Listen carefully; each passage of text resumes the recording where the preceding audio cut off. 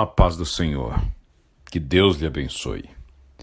No dia de hoje, nós nos aprofundaremos na série de Salmos 24 a 29.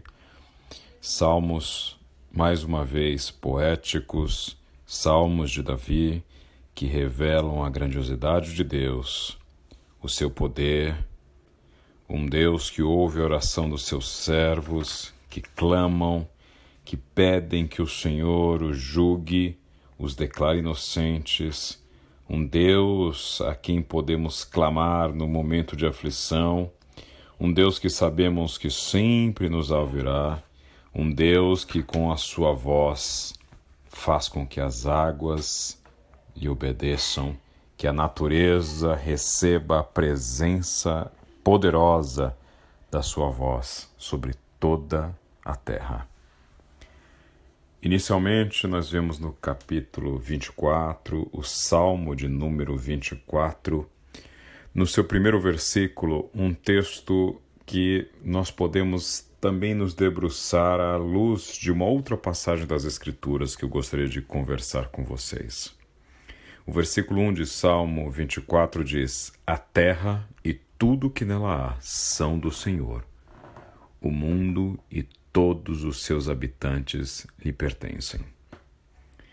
Esse versículo é interessante porque, de acordo com Marcus Borg e John Crossan, os escritores do livro chamado A Última Semana, um livro que estuda o Evangelho de Marcos, que tem grande parte de seu texto, inclusive, centrado na última semana de Cristo, em sua paixão, em sua crucificação.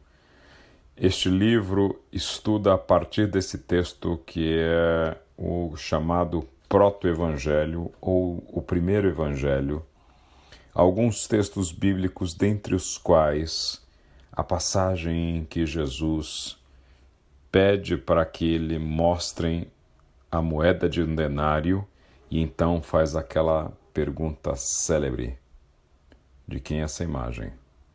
Quando lhe respondem que é de César, então Jesus diz: dai a César o que é de César e a Deus o que é de Deus. Segundo esta obra de Marcus Borg e John Crossan, A Última Semana, essa palavra de Jesus, diferentemente do que muitos interpretam, de que seria uma confissão de Jesus, de que existem coisas sobre a autoridade de César, sobre a autoridade de governos humanos e outras tantas sob a autoridade de Deus.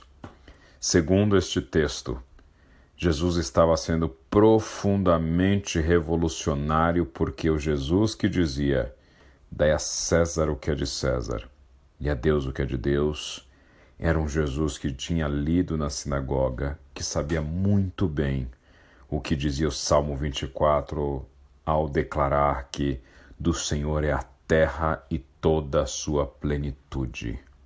Ou seja, quando Jesus diz aos fariseus, aos escribas, aos mestres da lei: dai a Deus o que é de Deus, ele está dizendo: ao Senhor pertence tudo e nada sobra para César. Ou seja, a soberania é do rei que está sobre César, que está sobre qualquer tipo de governante poderoso da terra, pois ele é o dono de todas as coisas. Este Salmo de número 24 continua inclusive com uma outra seção em que o salmista começa a se perguntar: quem subirá ao monte do Senhor? Quem pode permanecer no seu santo lugar? E a resposta é sobre aquele tipo de gente santa, santificada pela presença de Deus, pois somente quem tem mãos puras e coração limpo é que pode permanecer neste santo lugar. E na terceira parte, então, deste salmo, mais uma vez um questionamento: quem é o Rei da Glória? O Senhor forte e poderoso, o Senhor invencível nas batalhas. Quem é o Rei da Glória? O Senhor dos Exércitos. Ele é o Rei da Glória. Este Salmo 24, então, se divide nessas três partes. Na primeira parte, a confissão de que o Senhor é dono de todas as coisas. Na segunda parte, um questionamento sobre quem poderia subir ao monte do Senhor, quem seria digno de entrar em sua presença. E na terceira parte, uma confissão de que os portais eternos precisam se levantar para que entre o Rei da Glória. Eu diria que este Salmo 24 é um pequeno resumo de toda a Bíblia. Se Martinho Lutero chamou os Salmos de pequena Bíblia, este Salmo 24 é um pequeno salmo, pois ele nos fala de um Deus criador de todas as coisas, com autoridade sobre toda a obra criada. Nos fala de um homem em queda, que a priori não seria digno de entrar no santo lugar, no santuário de Deus. Mas nos fala também, por fim, que ainda esta natureza, ainda este mundo, precisa se render ao Rei da Glória. E quem é o Rei da Glória?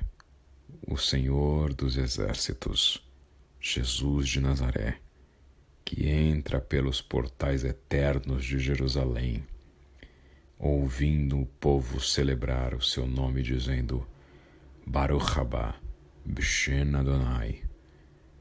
Bendito é o que vem em nome do Senhor. O Salmo 25, então, segue com um clamor do salmista, que abatido diz: Senhor, não permita que eu seja envergonhado. E eu confesso que quantas e quantas vezes minha oração ao Senhor foi e tem sido: não permitas que eu seja envergonhado. Os versículos 2 e 3 deste salmo dizem: confio em ti, meu Deus. Não permitas que eu seja envergonhado, nem que meus inimigos se alegrem com minha derrota. Quem confia em ti jamais será envergonhado, mas os que buscam enganar o próximo, estes serão envergonhados. Sem dúvida alguma, o clamor deste salmista é um clamor que se encontra em nossos lábios, pois quantas e quantas vezes oramos pedindo ao Senhor para que não sejamos envergonhados, porque muitas e muitas vezes só nos resta lhe clamar para que a vergonha não seja nossa companheira. Mas esse Deus a quem nós servimos é um Deus que, como está no Salmo 25, nos guia. É um Deus que nos socorre. Segundo o último versículo de número 22, bem diz o salmista: o Deus resgata Israel de todas as suas angústias. Este Salmo 25, inclusive, ele é escrito em forma de acróstico, ou seja, cada um dos seus iniciais parágrafos começam com uma letra do alfabeto em sequência, da primeira à última letra do alfabeto hebraico. E então vamos ao Salmo 26, Salmo de Davi também. Um salmo em que Davi inicia dizendo: declara-me inocente, Senhor, pois tenho vivido com integridade. Outra vez ele diz: investiga meu coração e minha mente. Este salmo é o salmo de alguém que pode entrar na presença de Deus e dizer: Senhor, tu me conheces. A isso nós chamamos de integridade. Integridade é a natureza de quem é íntegro, inteiro. Ser íntegro não significa ser perfeito, pois na nossa inteireza existem muitas sombras. Na nossa inteireza, enquanto seres humanos, existe pecado, existem fracassos, existem maldades em nossos corações. Mas se somos servos do Senhor, existe um desejo ardente de viver em sua presença, de buscar a sua face, de ser hoje melhor do que ontem, de conseguir imitar Jesus de Nazaré naquilo que fazemos. Por isso, somos íntegros quando chegamos à presença de Deus e dizemos: Senhor, tu sabes os meus pecados. Tu conheces as minhas falhas, mas tu sabes que eu sou inocente. É o Pedro, à praia com Jesus ressuscitado, dizendo, após ser questionado 3 vezes por Jesus, tu me amas? E então na 3ª vez ele dizer, tu sabes tudo, tu sabes que eu te amo. Quem fala isso é um Pedro que, dias atrás, dizia ao mestre, jamais irei te negar, jamais te abandonarei. E ouve Jesus redarguê-lo dizendo, antes que o galo cante 3 vezes, tu me negarás. O Pedro da praia é um Pedro alquebrado, é um Pedro entristecido, mas é um Pedro íntegro, pois chega à presença de Deus e diz, tu sabes tudo, tu sabes que eu te amo. Vamos então ao Salmo 27, em que o salmista diz, com convicção, o Senhor é minha luz e minha salvação. Por que ter medo? O Senhor é a fortaleza de minha vida. Por que estremecer? E meu querido, essa é a pergunta que eu lhe faço. E essa é a pergunta que eu me faço. Por que eu tenho medo? Por que eu estremeço se o Senhor a quem eu sirvo é a minha fortaleza?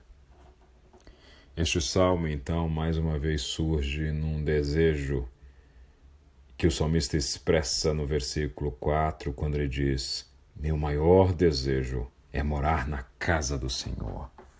Este desejo que cada um de nós temos de habitar continuamente na presença de Deus. O salmista então continua fazendo a sua digressão a respeito desta relação com Deus. Essa relação intensa de alguém que reconhece que não pode temer se está em sua presença, mas que diz, no versículo 10, algo bastante intenso e profundo. Mesmo que minha mãe e meu pai me abandonem, o Senhor me acolherá. Neste momento, fico pensando, no mundo, se tivermos as maiores tristezas e desilusões, talvez a última casa para a qual nós iremos buscando pedir ajuda será a casa dos nossos pais. Me lembro de um pastor que me disse certa vez, eu sempre imaginei que se desse tudo errado na minha vida, o lugar para onde eu voltaria seria a casa dos meus pais. E eu concordo. No entanto, quantas e quantas vezes faltam inclusive os pais. E o salmista deixa bem claro, ainda que eles me abandonem, o Senhor me acolherá. Pois declara no último verso deste salmo, espere pelo Senhor e seja valente e corajoso. Sim, espere pelo Senhor. Ou seja, essa espera não é a espera omissa, não é a espera da inação, mas é a espera de quem age ativamente, sendo valente e corajoso, não apesar de esperar no Senhor, mas principalmente porque espera no Senhor. Vamos então ao Salmo 28, em que o salmista começa a clamar ao Senhor e diz, não feches teus ouvidos para mim, pois se permaneceres calado, será melhor que eu desista e morra. Ele sabe muito bem que se o Senhor não sair em seu socorro, é melhor definitivamente desistir. Mas então reconhece que o Senhor o ouviu e fala de uma forma tão bela no verso 9. Conduz o teu povo como pastor, leva-os em teus braços para sempre. Este é o clamor que eu faço ao Senhor. E então chegamos ao Salmo 29, em que o salmista, de forma alegre, começa a louvar ao Senhor. E em seu louvor ao Senhor, começa a dizer, honrem o Senhor, seres celestiais. Honrem por sua glória e força. Honrem o Senhor pela glória de seu nome e adorem o Senhor no esplendor de sua santidade. E então começa a dizer: a voz do Senhor ecoa sobre o mar, a voz do Senhor é poderosa, a voz do Senhor quebra os grandes cedros, a voz do Senhor despedaça os cedros do Líbano, a voz do Senhor risca o céu com relâmpagos, a voz do Senhor sacode o deserto, a voz do Senhor torce os fortes carvalhos, a voz do Senhor, a voz do Senhor. Por isso, em nome de Jesus, saiba que ao louvar ao Senhor, você está, na verdade, ressoando a voz do Senhor. Porque se há algum louvor em nós, este louvor foi inspirado pelo Espírito Santo, e quando louvamos a Ele, quando bendizemos o Seu nome, quando declaramos a Sua palavra, estamos reverberando a voz do Senhor, esta voz que sacode o deserto, que faz tremer o deserto de Cádiz, que torce os fortes carvalhos, que arranca as folhas dos bosques. A voz do Senhor, que com tanto poder rasga o céu com relâmpagos. A voz do Senhor, poderosa, majestosa, ecoando sobre o mar. Em nome de Jesus, que os salmos que nós lemos neste tempo sejam a voz do Senhor sobre a tua vida, sobre a tua história, sobre aquilo que precisa sim ouvir a voz do Senhor na tua vida. Ouça essa voz, veja esta voz, prostre-se a esta voz, em nome de Jesus. Deus te abençoe.